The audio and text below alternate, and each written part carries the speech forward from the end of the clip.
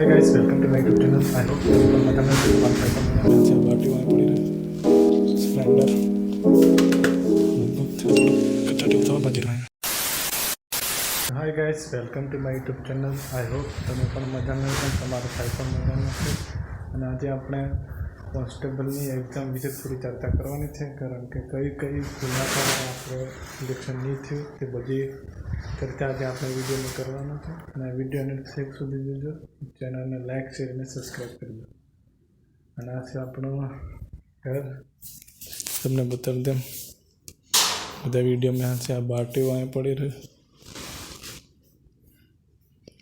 પણ સ્પ્લેન્ડર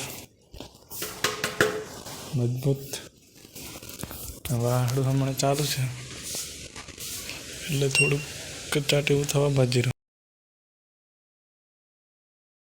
પહેલી મિસ્ટેક આપણે એ જ છે કે આપણે સિલેબસ પૂરો નથી કરતા. એટલે પહેલું તો સિલેબસ પૂરો કરવાનો હોય છે.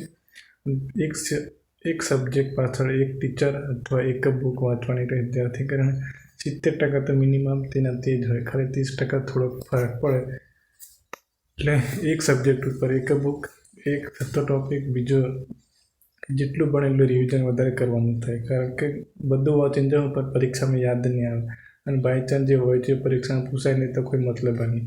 અને પૂછાઈ જાય તો આપણે તેને લખી નહીં શકીએ તો બી કોઈ મતલબ નહીં. તો આ બધું ધ્યાન રાખવાની બાબત છે. એક રિવિઝનની લિમિટેડ સોર્સ અને ફરતો કમ્પ્લીટ કરવું પડે. અને ત્રીજો પોઈન્ટ એ છે કે આપણું પરીક્ષામાં આપણું પ્રેઝન્ટેશન તો સારું હોવા જોઈએ. કારણ કે પ્રેઝન્ટેશન ખરાબ હોય તો આપણે કરી નહીં શકીએ. કારણ કે ઘણા પાર્ટ એ કરું કે પાર્ટ બી કરવું એ કન્ફ્યુઝન હોય.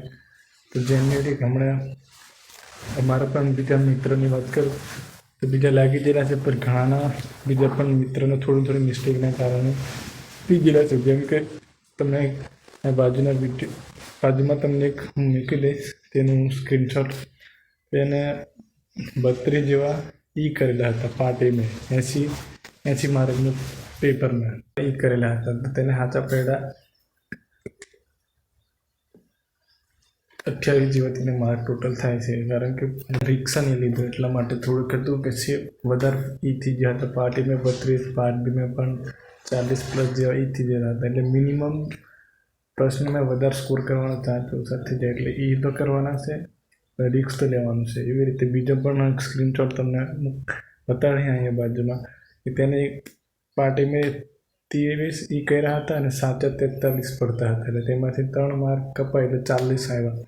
એવી રીતે પાર્ટ બીમાં પણ 23 કર્યા હતા અને 40 જેવા સાચા પડતા હતા. એટલે તેના પણ એ કમ્પ્લીટ હતા. એટલે મિનિમમ 40+ થઈને 2 મેં થઈ જાય છે. તો જે રીતે પહેલાંનું વધારે પડતા કરી દીધેલા એટલે તેનું થયું નહીં. પણ બીજા કમ્પ્લીટ કર્યા, રિક્સ બી લીધું તો બી સેફ રહેવાય. મતલબ મેં તો કરવાનું છે, રિક્સ તો લેવાનું છે અને સેફ તો રમવાનું છે. એ ટાઈપનું ક્વેશ્ચન સોલ્વ કરવાનું રહે. અને વાત કરો આપણે તો વધારે પડતા રિક્સ લીધા હતા. એટલે પાર્ટ એ મેં તો કમસે કમ પાસ તો થઈ જ હતા. પણ પાર્ટ બી મેં 45 આવ્યા એટલે 3 ઓછા પડતા હતા. પહેલી પરીક્ષામાં 9 ઓછા પડતા રહ્યા. એટલે મહેનત થોડીક વધારે પડે. રિક્સ બધી રીતે મહેનત કરવાનું રહે. જે અમારી ભૂલ છે તમે ભૂલથી ફરીવાર નહીં કરતા, જેથી કરીને બીજાને ભૂલથી જ શીખવાનું રહે.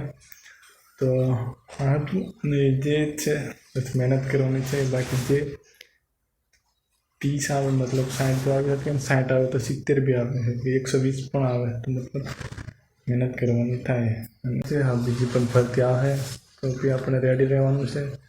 જે વારે આવે તે તૈયારી તો આપણે મેળવવાની થતી નહીં. બસ આજ આપણે કહેવાનું હતું. બસ 2 લોકોનું સિલેક્શન થઈ ગયું હતું. કોંગ્રેચ્યુલેશન. ને જે નહીં થયું મેં નિરાશ નહીં થવાનું. જે ભૂલ થઈ એ ભૂલ સ્વીકારીને આજે મહેનત કરીને આપણે મળ્યા હોય. બસ તો ચેનલને લાઇક શેર અને સબસ્ક્રાઈબ કરજો. Bye bye.